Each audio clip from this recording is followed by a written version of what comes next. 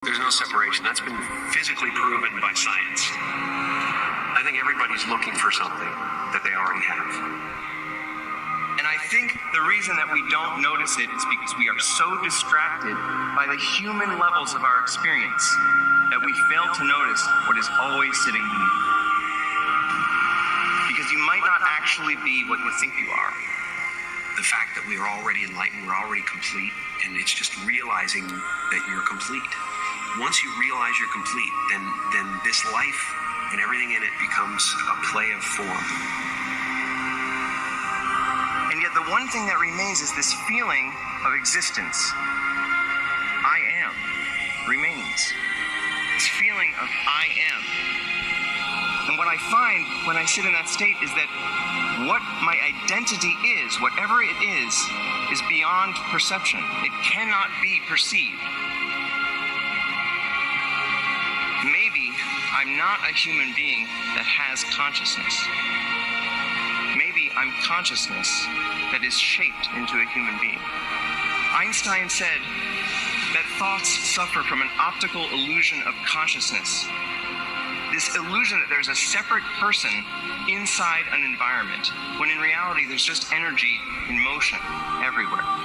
And just like an ocean is water in motion, we can call a certain part of that ocean a wave, but it gives us the illusion that the wave is a separate entity in the ocean. But a wave is not in the ocean, a wave is the ocean. And similarly, we might not be waves, maybe we're the ocean. Ego is very tricky in the sense that it tries to convince us we need to get something, this immortality, that we already possess. You know? So it's convinced us we need to find something we already have. And that's what it constantly is doing. It's trying to keep you from being you and me right now, loving this and loving this life. Ego is the voice in your head that says you're not as good as that other person. Maybe you need to do something else to make yourself better, to add to yourself.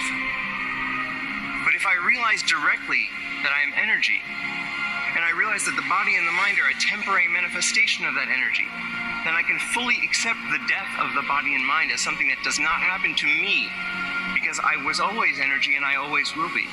And if I experience that directly, this voice in my head that tells me I have to do certain things in order to be fulfilled loses all of its power.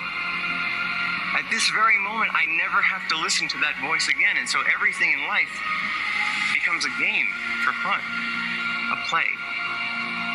I think this experience is so important and powerful that every religious tradition at its core has been trying to convince us of its importance.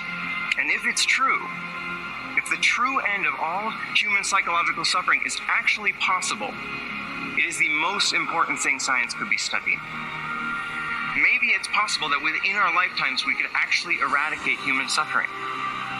And what would the world look like then if every single one of us felt complete, felt whole, and felt interconnected?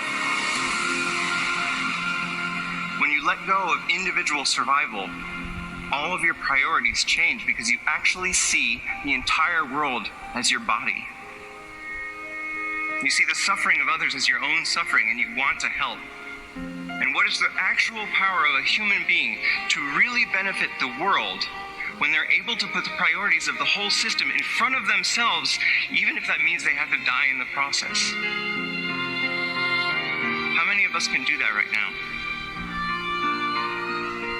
What if 7 billion of us did that? Maybe the one thing that keeps us from actually solving all of the other problems in the world is this persistent, flawed thought that we are separate from the world. And maybe it's time we change our minds. Enlightenment's where you are. You're completely, full and complete. And once you realize that, then there's nothing you need